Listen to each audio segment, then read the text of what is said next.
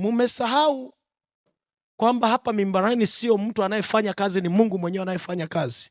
Na hilo elewe kwamba ni Mungu mwenyewe. Njoo wewe usimame hapa uone kama hujapata michango ya kuharisha hapa.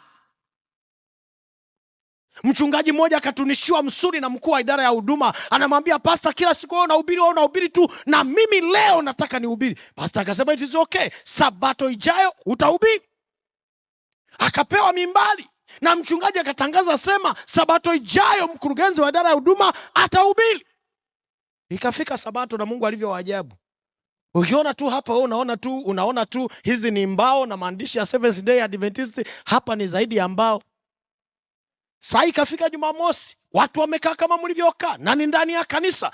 Wakaenda kujiandaa kule kwa ajili ya mahubiri. Kuna kawimbo kakiimbwa na wewe ni mhubiri, unasikia utumbo unakata, utasikia moyo unaza tayari. Muda umeshafika. Sasa ujichanganye, somo umeliandaa, umeweka kwenye karatasi, umezamisha kwenye Biblia, halafu natafuta karatasi haionekani, na huko watakatifu wanakazana moyoni. Aliposikia moyoni, mkuu wa idara ya huduma tumbo likakata cha. Akamwambia mchungaji, nakuja kidogo, naenda Maliwato. Mwanamama akaenda Maliwato.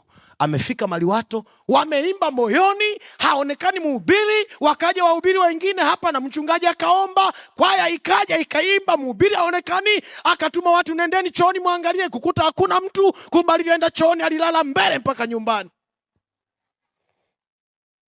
Pasa akasema akaja akahubiri.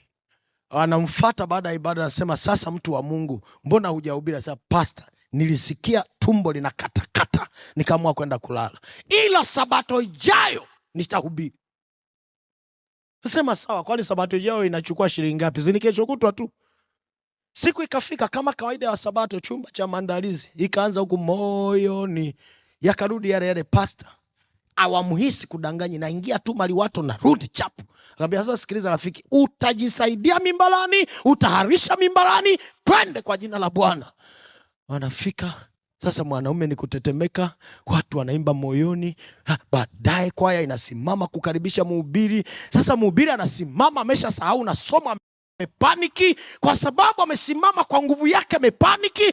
Baadaye ndio anamfuata mchungaji, anamnongoneza, na mchungaji alikuwa na roho wa Mungu, amekaa pembeni ili kumsaidia. Kipindi hicho viti vilikuwa vinawekwa hapa, sio kisasa tunaweka kule. Akamkumbusha, anambia mchungaji, una taarifa nimeshasahau somo. Mchungaji akamwambia haukumbuki chochote? Asema nakumbuka tu somo langu liko anatoa kitabu cha Ufunuo na anasema tazama naja upesi, kwa hiyo nimeshasahau mengine, nakumbuka tu hilo somo. Akamwambia sasa sikiliza, wewe tambulisha tu kichwa cha somo, mengine yatakuja baadaye. Mwanaume akasimama mimbalani akamwambia, ndugu zangu, somo la leo linasema tazama naja upesi. Na Wasabato kwa amina wakaitikia amen. Amen hizo zikazidi kukata network.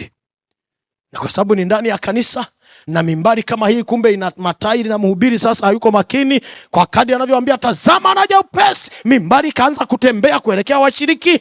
Inafika pale mbele, kuna bibi mmoja amekaa kwa makini anasubiria gombo, mimbari kamlalia bibi na mhubiri juu ya mimbari. Mambo yameharibika. Sasa sio somo. Anaamka yule mhubiri anasema, bibi samahani, nisamehe, nimevurugwa.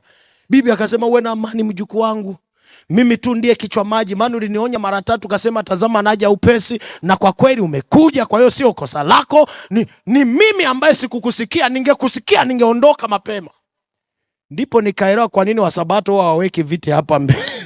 Hapo wanaziaga kule ili hata ukija upesi